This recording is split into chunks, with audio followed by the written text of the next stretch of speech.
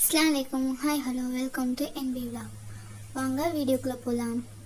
இப்போ நம்ம பிரியாணி செய்கிறது தான் பார்க்க போகிறோம் இந்த வீடியோவில். அதுக்கு நம்ம 3/4 கிலோ அரிசி எடுத்திருக்கோம். 3/4 கிலோ அரிசி, 3/4 கிலோ கோழிக்கறி எடுத்திருக்கோம். இப்போ நம்ம நல்லா வாஷ் பண்ணி எடுத்துப்போம். வாஷ் பண்ணிவிட்டு அதை தனியாக ஊற வச்சுருங்க. இப்போ அதுக்கு நம்ம 1/4 கிலோ வெங்காயம் கட் பண்ணி எடுத்துக்கலாம்.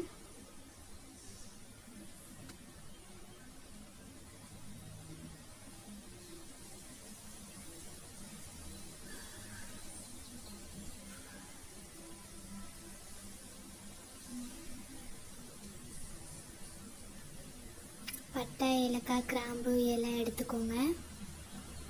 150 எண்ணெய் ஊற்றிக்கிடுங்க. 50 நெய்யும் ஊற்றிக்கோங்க. அது கூட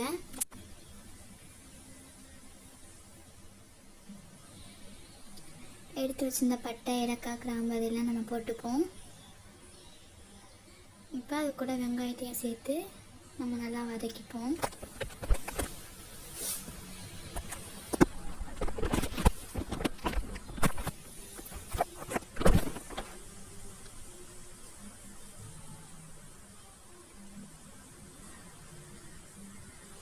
நல்லா பொன்னிறமாகட்டும்.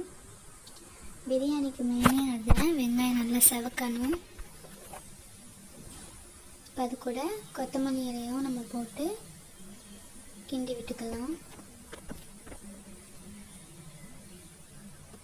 இப்போ நம்ம தக்காளி கட் பண்ணி எடுத்துப்போம். இதுவும் 1/4 கிலோ தக்காளி.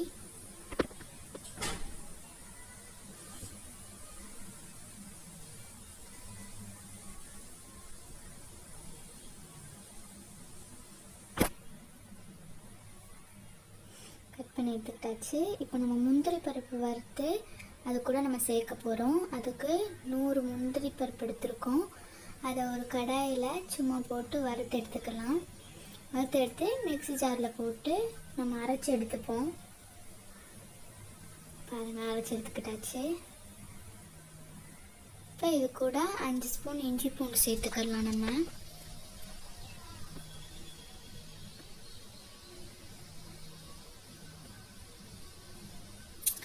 ஒரு 2 நிமிஷம் நல்லா கிண்டி விட்டுக்கோங்க. அந்த ஸ்மெல் போய்க்கிறட்டும். இப்போ அது கூட தக்காளி, 4 பச்சை மிளகாய் சேர்த்துருக்கோம். உப்பும் போட்டுக்கிறோங்க தேவையான அளவு.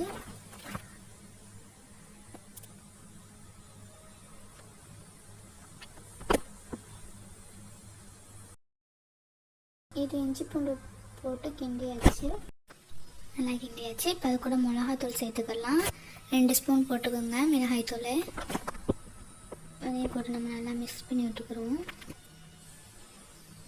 எண்ணெய் பிரிஞ்சு வரட்டும். அது தட்டிக்கு நம்ம கிண்டிப்போம். பாருங்கள், நல்லா பிரிஞ்சு வந்துருச்சு எண்ணெய்.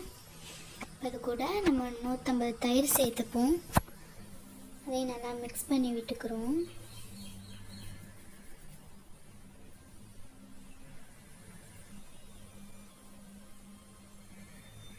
பாருங்கள், அதை ஊற்றி நல்லா பிரிஞ்சு வந்துருச்சு எண்ணெய்.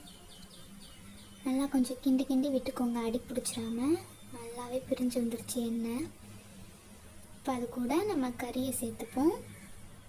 3/4 கிலோ கறி இது. நம்ம அதையும் நல்லா போட்டு மிக்ஸ் பண்ணிப்போம்.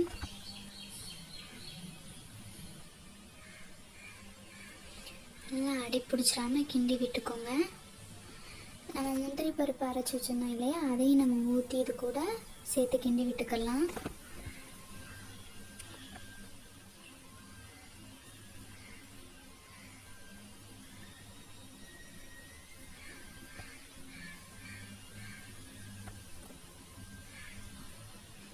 இப்போது நம்ம தண்ணி சேர்த்துக்கிறோம்.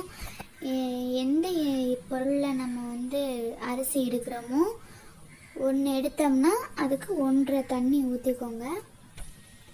ஒரு உலக்க அரிசி எடுத்தோம்னா அதுக்கு 1.5 தண்ணி ஊற்றிக்கோங்க. எதுட்டு நீங்கள் அரிசி எடுக்கிறீங்களோ அந்த அளவு தான். பாருங்கள், நல்லா கொதிச்சு வந்துடுச்சு. பாருங்கள், நல்லா கொதிச்சிச்சு. இப்போ அது கூட நம்ம அரிசியை சேர்த்துப்போம்.